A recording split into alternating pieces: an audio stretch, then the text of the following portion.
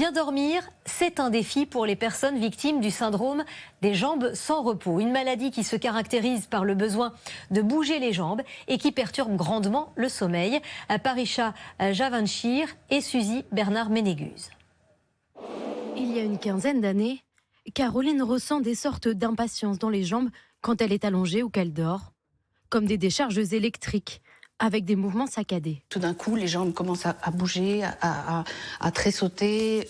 Je frotte mes pieds, j'ai un besoin impérieux de me lever, de marcher. C'est la position allongée qui est vraiment la plus pénible. Elle découvre qu'elle souffre du syndrome Willis-Ekbom, aussi appelé syndrome des jambes sans repos, une maladie chronique neurologique qui touche 2 millions de Français, un syndrome qui nuit au sommeil. Seule solution pour l'instant, un traitement médicamenteux, mais il n'est pas sans conséquences. Les effets secondaires de ces traitements qui sont des agonistes dopaminergiques, c'est que c'est un shoot, donc ça crée des addictions, des comportements compulsifs, donc il faut être très vigilant.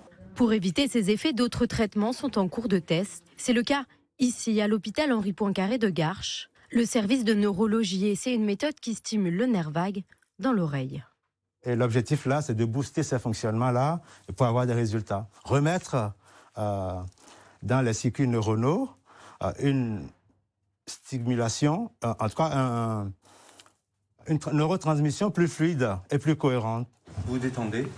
Les recherches pour ce nouveau traitement ont commencé il y a 5 ans. Une centaine de patients est suivie. Cette femme constate déjà des améliorations. Je suis à 2 à 3 nuits sans crise.